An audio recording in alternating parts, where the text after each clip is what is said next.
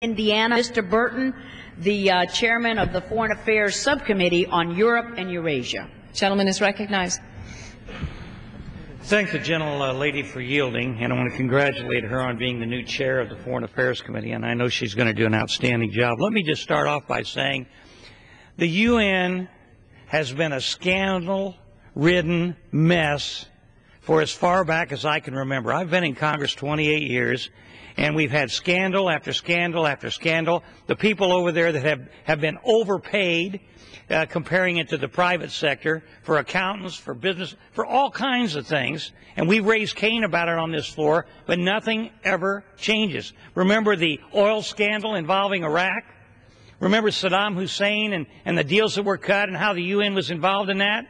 Nothing ever changed. We keep throwing the money in the same direction and the same amounts year after year after year. We give them 22% of their budget.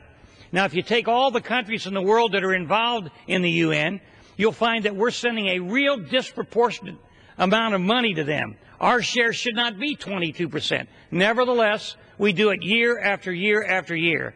And now we find out that the UN Tax Equalization Fund, the TEF, was overpaid $179 million. Why in the world should we allow them to keep our money? We're already paying them more than we should, in my opinion. I heard what my colleagues said about the security of the place and all that. We give them more than enough money to take care of the place and to pay the salaries and to do what needs to be done over there. That is, if you support everything the UN does. But to allow them to keep almost $180 million of our money when it's an overpayment makes no sense whatsoever. So what we're saying here today is, we're just going to hold this money back if they don't return what they already owe us.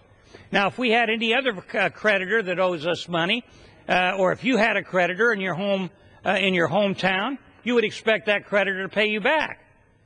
You'd expect them to pay what they owe. But the UN is a different thing. Why? Makes no sense to me whatsoever.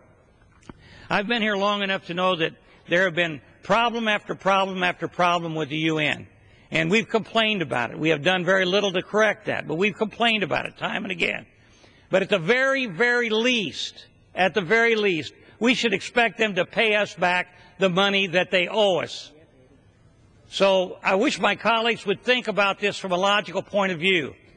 Why should we let them keep money that they owe the United States, especially at a time when we have a $14 trillion, get that, $14 trillion national debt? We're going to be $1.5 trillion short this year, and the legacy we're going to leave to our kids and grandkids is unbelievably bad.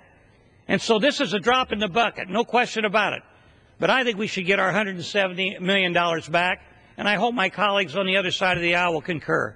And I yield back the balance of my time. The gentleman yields back. The gentleman from California.